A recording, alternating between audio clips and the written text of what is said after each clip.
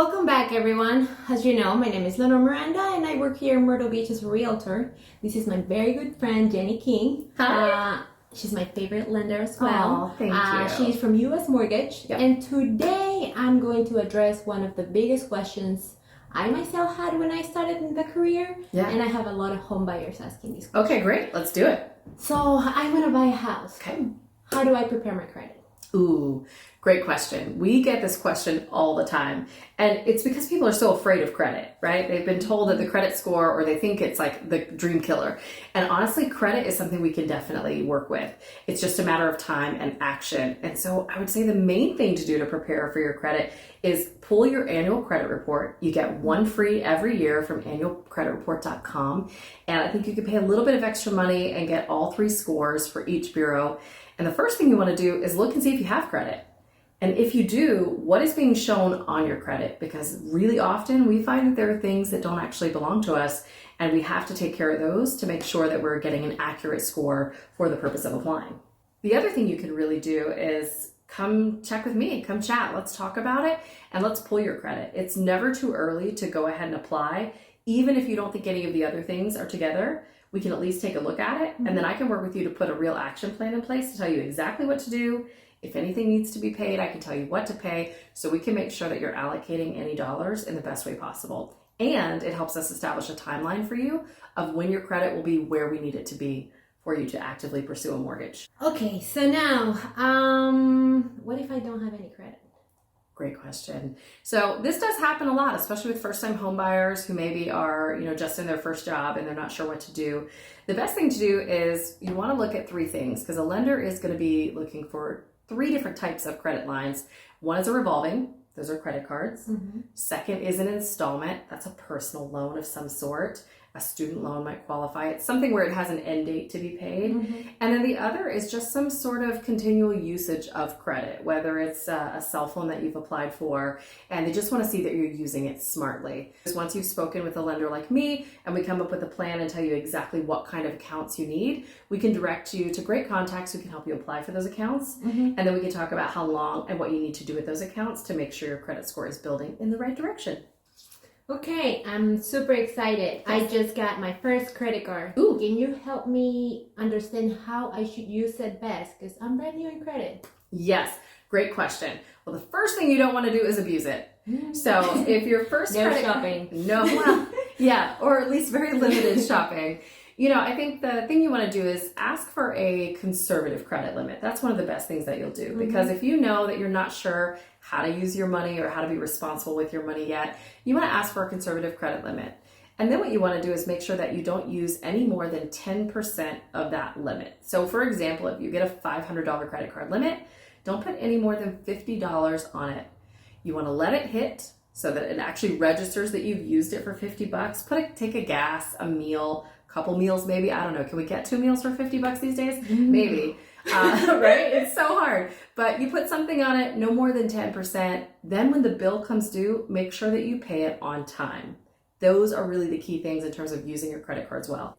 What happens if I forget once or twice to pay my credit card on time? Does that mean I'm never going to be able to buy a house and my credit is ruined forever? No, it definitely doesn't mean that you cannot ever buy a home. It is something you want to be really careful of, however, because it can have negative impact on your credit score. Mm-hmm. Here's the great news. If you've gotten a credit card and generally you maintain your payments on time and you've been a great customer and you've used it responsibly, if you make one late payment, you can absolutely call that creditor and say, hey, look, guys, I'm trying to buy a house. I promise I'm trying to be responsible.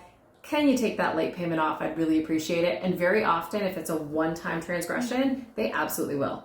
Mm-hmm. Yeah. But the one thing that saved me all the time is just put it on auto pay and you can forget about it. Yes, that's the value of keeping it at no more than 10%, so you never have to worry about chasing high interest amounts or, oh my gosh, do I have enough money to pay it? Because if you keep your balances low, then it's a much smaller payment and much easier to manage. I actually had a raise at my job and I am thinking about paying off my credit card. Good question. So if you have a larger balance that you're trying to tackle, first thing you want to do is figure out how you need to break it up. So if you can't make it all in one payment, you can break it up paying a little bit week by week or paying it bi-weekly. I highly recommend whatever the total amount is due, pay a little bit over so that if any additional interest accrues, that you're not caught then with money still left on the card if your intention was to pay it off completely.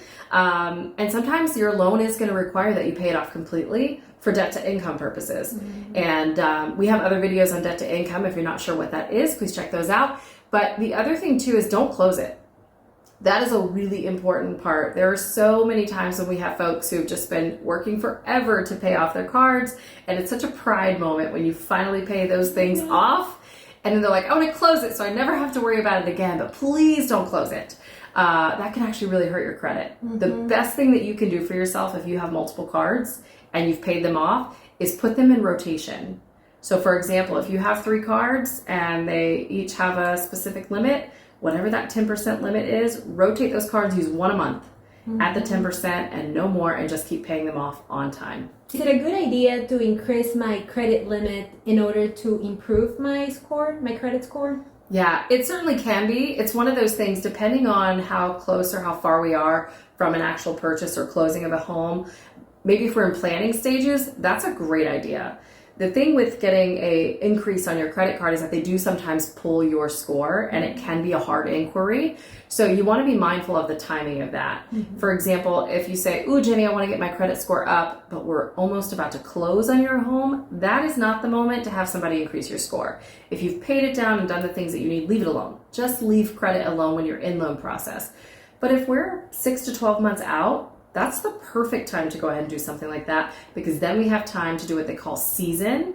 And that means that we have enough time to get past that event to continue building your score with the other positive things that you're doing to get that rate up. So 6 months is a sweet spot if I want to prepare myself to apply for a loan for a home. 6 months to a year in advance. So if you have a lease that's ending a year from now and you think, you know what, Jenny, in that time, I think I might like to pursue buying a home, but you're not sure, go ahead and do it a year out. Let's go ahead and pull it, because at that point, it's going to give us the opportunity to take a look at your score. And if there are any roadblocks, we can give you an action plan that's specific to you to make sure that you know exactly what you need to do within that year, and if that's going to be enough time. Because there are some cases where it might not be enough time. We might need a little bit more, depending on whether there's been repossessions, judgments, liens, or bankruptcies, anything like that. So having extra time is always a great idea.